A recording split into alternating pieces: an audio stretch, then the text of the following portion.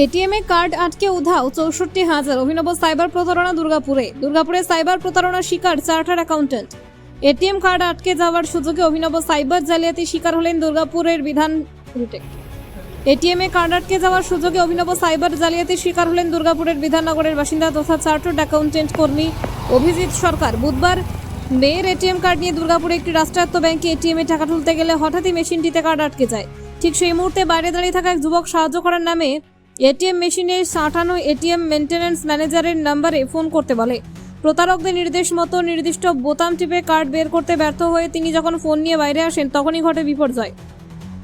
কিছুক্ষণের মধ্যেই তার অ্যাকাউন্ট থেকে ৩ দফায় মোট ৬৪,০০০ টাকা উধাও হয়ে যায়, যার মধ্যে ৪৯,০০০ টাকা বিহারের একটি বস্ত্র বিপণিতে কেনাকাটার কাজে ব্যবহৃত হয়েছে। প্রতারণার বিষয়টি বুঝতে পেরে তিনি ফরিদপুর ফাঁড়ি ও সাইবার পোর্টাল লিখিত অভিযোগ জানান।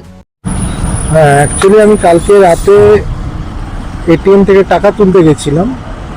টাকা তুলতে নর্মাল যেরকম যাই আমরা সবাই এটিএম পাঞ্চ করি, পিন দিই, আর যেরকমভাবে প্রসিডিংসটা বলে তারপরে আমরা টাকাটা তুলে নিই। কিন্তু আমার ক্ষেত্রে হলো যখন এটিএম পিন দিলাম, প্রসিডিংস করলাম, নিয়ে কার্ডটা ওখানে ফেসে গেল আর দেখালো টেম্পোরারি আউট অফ অর্ডার, বা বলছে ইনসার্ট প্রপারলি, কিন্তু কার্ডটার কিছুতেই বেরালো না। সেক্ষেত্রে আমি একটু কনফিউজড হয়ে গেলাম আর করলাম কি, আমি একটু এদিক ওদিক তাকাতে পেছনে দেখলাম একটা ছেলে এটিএমের বাইরে দাঁড়িয়ে আছে। ও এলো, মানে যেমন নর্মাল যেমন আমাকে হেল্প করার জন্য সবাই আসে তেমন এলো। আসার পর ও আমাকে দেখালো যে ও পাশে একটা এরকম কার্ডে লেখা রয়েছে এটিএম মেইনটেনেন্স ম্যানেজার, একটা ফোন নাম্বার দেওয়া আছে। আমাকে ও প্রভোগ করলো যে ওটাতে ফোন করুন। আমিও একদম তো স্টান্ড হয়ে ফোন করে দিলাম। ফোন করে উনি বললেন আপনি এটিএমে দুবার এন্টারটা প্রেস করুন, দুবার